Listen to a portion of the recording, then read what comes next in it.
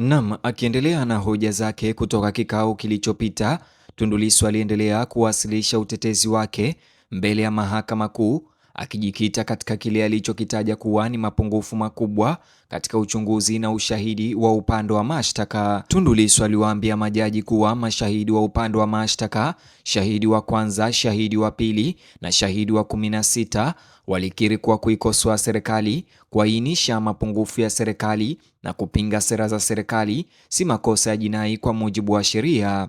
Hata hivyo, alibainisha kuwa wachunguzi hao hawakuweza kuionyesha mahakama mahali walipozingatia vifungu hivyo vya sheria wakati wa uchunguzi wao. Pia Tundu Lissu alihoji mwenendo wa wachunguzi hao kuhusiana na kanuni ya kudhaniwa kutokuwa na hatia hadi pale itakapothibitishwa vinginevyo. Kwa mujibu wa Lissu, wachunguzi hao walishahitimisha kuwa alikuwa na hatia ya uhaini mnamo tarehe 4 Aprili mwaka 2025 baada ya kutazama tu video ama sehemu za video iliyokuwa msingi wa kesi hiyo.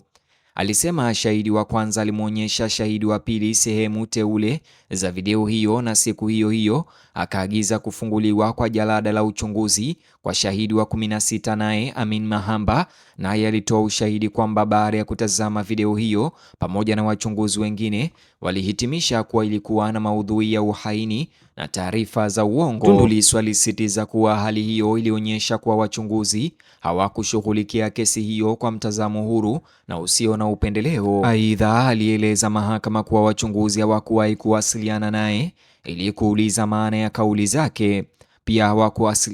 Pia hawakuwasiliana na viongozi wa Chadema ili kupata ufafanuzi. Badala yake, alisema walishafanya uamuzi kuwa wameshamtambua mtu anayehusika. Kisha Tundu Lissu aligeukia tena ushahidi wa shahidi wa 17, mwandishi wa habari wa Jambo TV aliyekuwepo katika mkutano huo. Alisema ushahidi huo wa 17 ulikuwa muhimu sana kwa sababu mwandishi huyo ndiye aliyerekodi, kuirusha hewani na kuhifadhi picha za video kutoka kwenye mkutano huo. Kwa mujibu wa Tundu Lissu, shahidi wa 17 alieleza mahakama kuwa hakusikia kauli yoyote ya jinai au ya uhaini kutoka kwa Tundu Lissu. Pia alisema ushahidi wa 17 ulionyesha kuwa uchapishaji na usambazaji wa maudhui hayo ulifanywa na Jambo TV na si Tundu Lissu. Hivyo Lissu alihoji sababu za wachunguzi kuendelea kutegemea mashahidi wengine ambao hawakuwepo kwenye mkutano huo, huku akionekana kupuuza ushahidi wa mtu aliyekuwepo eneo la tukio. Baadaye alirejea kwenye shtaka lenyewe akibainisha kuwa upande wa mashtaka ulishindwa kuthibitisha kuwa tishio analodaiwa kutoa dhidi ya serikali lilisababisha matokeo yoyote halisi. Lissu alisema kuwa hakuna hata shahidi mmoja wa upande wa mashtaka aliyetoa ushahidi kwamba serikali iliingiwa na hofu, kwamba shughuli za serikali ziliingiliwa au kwamba tishio hilo linalodaiwa lilisababisha matokeo yoyote halisi. Alisisitiza kuwa katika kesi ya uhaini, nia ni kipengele muhimu ambacho lazima kithibitishwe kwa ushahidi, na upande wa mashtaka ulishindwa kuonyesha ni nini kilichotokana na nia hiyo inayodaiwa. Lissu pia alipinga mazingira yaliyozunguka kukamatwa kwake. Aliwaambia majaji kwamba baada ya kuhutubia mkutano wa hadhara huko Mbinga, afisa mwandamizi wa polisi alimfuata na kumwamuru aende kituo cha polisi bila kueleza kosa alilolifanya. Lissu alisema alikataa, akibainisha kuwa afisa huyo hakuwa na mamlaka ya kisheria kumtia kizuizini bila kumweleza kosa hilo.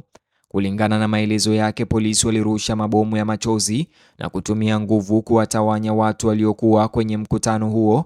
Alisema hatimaye alipelekwa kwenye gari la polisi ambapo alidai kuwa maafisa walimkanyaga shingoni wakati akiwa chini. Hata hivyo, alisema alipelekwa ofisini kwa mkuu wa upelelezi wa polisi OCD CID mjini Mbinga, ambapo inadaiwa aliambiwa kuwa polisi walikuwa wamepokea maagizo ya kumkamata kutoka kwa kamanda wao wa mkoa. Baadaye usiku huo alipelekwa Songea ambapo alikutana na kamanda wa polisi wa mkoa wa Ruvuma. Lissu alisema aliuliza tena ni kosa gani alilolifanya, lakini akaambiwa kuwa agizo la kukamatwa kwake lilitoka makao makuu ya polisi jijini Dodoma na kwamba angejua sababu hiyo baadaye jijini Dar es Salaam. Lissu kisha alibainisha kuwa baadhi ya maafisa waliohusika na kukamatwa kwake walikuwa wameorodheshwa kama mashahidi wa upande wa mashtaka, lakini hawakuwahi kuletwa mahakamani.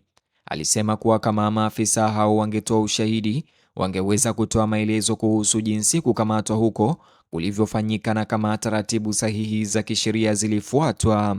Alipokaribia kuhitimisha utetezi wake, Lissu alirejelea suala la mashahidi wa upande wa mashtaka kwa ujumla.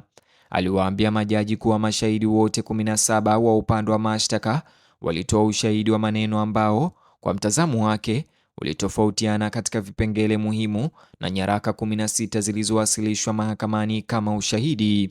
Alisema kuwa mashahidi hao waliingiza taarifa mahakamani ambazo hazikuwemo kwenye maelezo yao ya awali ya maandishi.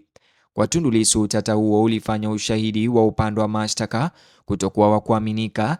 Aliwakosoa hasa mashahidi wa polisi akisema walishiriki katika kuandaa maelezo hayo na kisha wakajitokeza mahakamani kutoa ushahidi kuhusu maudhui hayo. Alisema kuwa baadhi ya nyaraka za ushahidi ziliandaliwa na maafisa wa polisi wenyewe na kwamba maafisa waliodaiwa kurekodi baadhi ya maelezo ya awali hawakuletwa mahakamani kuthibitisha maelezo hayo yalivyoandaliwa. Tundu Lissu hata hivyo alimalizia kwa kuwaambia majaji kuwa ndiyo maana aliona ushahidi wa upande wa mashtaka si wa kuaminika kabisa, hasa kutokana na uzito wa shtaka la uhaini.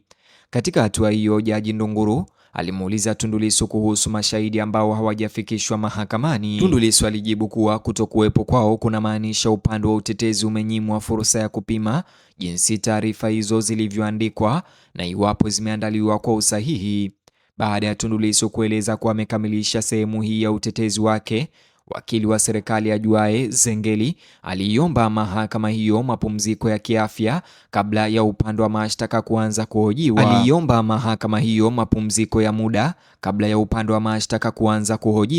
Baada ya Tundu Lissu kueleza kuwa ameshakamilisha sehemu hii ya utetezi wake, wakili wa serikali akina Katuga na ajuae waliomba mahakama hiyo mapumziko ya muda kabla ya upande wa mashtaka kuanza kuhojiwa. Hata hivyo, kwa hiyo kesi hii sasa hivi, mtazamaji, imeelekea hatua inayofuata, hatua muhimu sana ambayo najua hutataka kuikosa kabisa, huku upande wa mashtaka ukitarajiwa kumhoji Tundu Antipas Lissu au mwenyekiti wa Chadema Taifa baada ya mapumziko hayo mafupi. Muda huu nikiandaa taarifa hizi ni saa 9 na dakika 20 alasiri au mchana, lakini sijui ni kwa muda gani ambapo mahakama imeweza kwenda katika mapumziko, lakini natumai ndani ya muda mchache mahakama itaweza kuendelea na tutaona upande wa mashtaka ukianza kuhojiwa na Tundu Antipas Lissu. Vile mtazamaji, tutaweza kurudi na update nyingine kuweza kukujuza jinsi kesi hii ilivyokamilika, jinsi mahojiano hayo yalivyoendelea, lakini ili uwe wa kwanza kulipata hili, hakikisha umelike video hii, kisha subscribe na ubonyeza alama kengele, kisha gusa kiboksi hicho kwenye screen yako. Ukifanya hivyo kitakuelekeza katika habari au taarifa zetu zaidi.